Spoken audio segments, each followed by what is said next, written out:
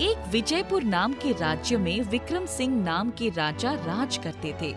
उनकी धर्म पत्नी का नाम भानुमति था। उन दोनों की एक पुत्री जिसका नाम सुकन्या था। सुकन्या बड़ी रूपवती होने के साथ साथ गुणवती भी थी। उसके साथ एक विडंबना थी। वो सूर्य के उगने पर उसके सर के बाल सोने के हो जाते थे और शाम को सूर्यास्त के बाद वही बाल चांदी के रंग में परिवर्तित हो जाते थे।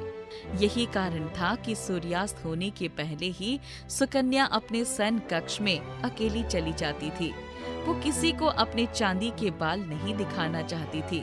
रानी भानुमति ने उसे कई बार समझाया, लेकिन हर बार सुकन्या इस बात से बहुत दुखी हो जाती थी। एक दिन शाम होने से पहले रानी भानुमति अपनी बेटी सुकन्या के शयन कक्ष में उसके ही पास बैठी थी। उन लोगों में बातें होने लगी। बेटी सुकन्या, तुम्हें अपने बाल के रंग परिवर्तन को लेकर जो कष्ट होता है, उसके कारण मुझे बड़ी पीड़ा पहुंचती है। बाल सोने के बने या चांदी के, इस बात से अपने को चिंतित करना छोड़ दो। माँ, सारा राज्य यही जानता है कि मेरे बाल सोने के हैं।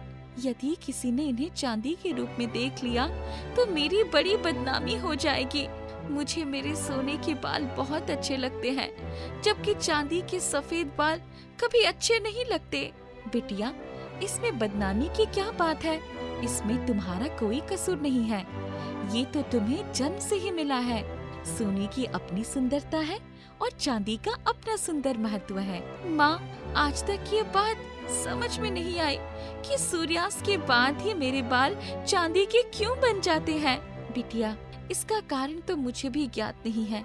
मेरा मानना है कि भगवान ने जो भी हमें दिया है और वो बदल नहीं सकता, तो उसके साथ ही हमें खुश रहना चाहिए।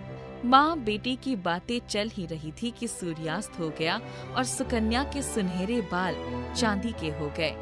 सुकन्या खामोश हो गई और माँ भानुमति ने अपने कच्छ की राह पकड़ ली। कुछ वर्ष बीत गए। राजकुमारी सुकन्या विवाह योग्य हो गई थी। एक बार वो अपने रथ पर बैठकर सैर करने निकली थी कि घोड़े पर सवार एक पड़ोसी देश का राजकुमार सूरज सिंह उसी राह पर सामने से आ गया। उसी समय राजकुमारी सुकन्या के रथ का पहिया छोटे गड्ढे में फंस गया। राजकुमार सूरज सिंह अपने घोड़े से उतर गए। सुकन्या के राज्य का सिपाही पीछे घोड़े पर बैठकर आ रहा था।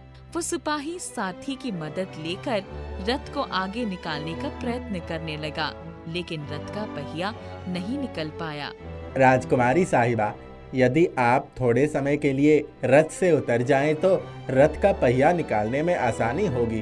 राजकुमारी सुकन्या ने जैसे ही रथ से उतरने का प्रयास किया, राजकुमार सूरज सिंह ने उन्हें रुकने का इशारा किया। राजकुमारी, आप रथ पर ही बैठे रहिए, मैं प्रयास करता हूँ। ईश्वर ने चाहा तो रथ का पहिया निकल जाएगा। इतना कहकर राजकुमार रथ के पास आने लगा और राजकुमारी सुकन्या को निहारने लगा। सुकन्या के अप्रतिम सौंदर्य और सोने के सुंदर बालों को देखकर वह अचंभित रह गया। उसने अपने जीवन में इतनी सुंदर और सोने के बालों वाली कन्या को नहीं देखा था। राजकुमार सूरज सिंह भी अच्छी दिलडोल और सुदर्शन चेहरे वाला राजकुमार था।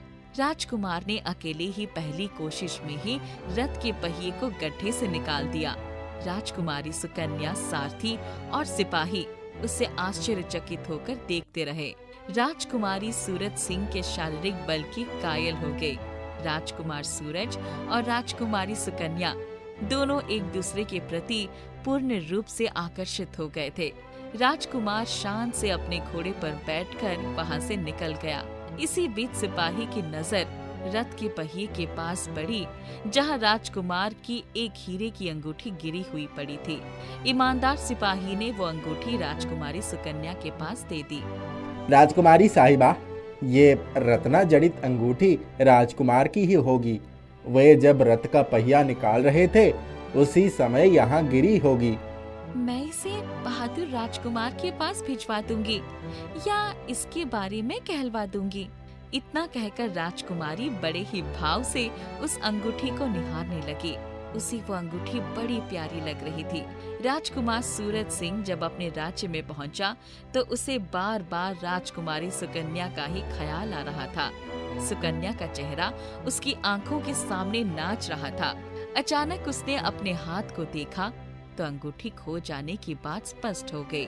कुछ देर बाद राजा विक्रम सिंह के राज्य से एक सिपाही आकर उनसे मिला और अंगूठी के मिले जाने की बात भी बताई। राजकुमार मन ही मन बहुत प्रसन्न हुआ। अंगूठी मिलने से ज्यादा उसे इस बात की प्रसन्नता हुई कि वो राजकुमारी सुकन्या को फिर से मिल पाएगा। उसके पैर रुक नहीं रहे थे। वो घोड़े पर सवार होकर विजयपुर की ओर चल पड़ा। विजयपुर में राजा विक्रम सिंह ने उसका बड़े सुंदर भाव से स्वागत किया। राजकुमारी सुकन्या ने राजकुमार के बारे में अपनी माँ भानुमति को बता दिया था, इसलिए वो बात राजा विक्रम सिंह के कानों तक भी पहुंच गई थी। तेजस्वी राजकुमार सूरज सिंह को देखकर विक्रम सिंह बहुत प्रभावित हुए। पर्दे की आड़ से सुकन्या ने भी जब राजकुमार को देखा तो देखकर मन ही मन बहुत प्रसन्न हुई। राजकुमार को अंगूठी देने के साथ साथ उसका विशेष स्वागत सत्कार हुआ। राजा विक्रम सिंह ने सूरज सिंह के पिता आकाश सिंह से मिलकर सूरज और सुकन्या की सगाई करा दी। राजा विक्रम सिंह के उपवन में सूरज और सुकन्या दोनों आपस में मिले तो जैसे उनकी जिंदगी में खुशी की बहार आ गई। वे बड़ी देर तक आपस में बातें करते रहे। सूर्य ढलने वाला था कि सुकन्या ने जाने की जिद पकड़ ली। राजकुमार, हम बड़ी देर से दूसरे से बातें करते रहे हैं।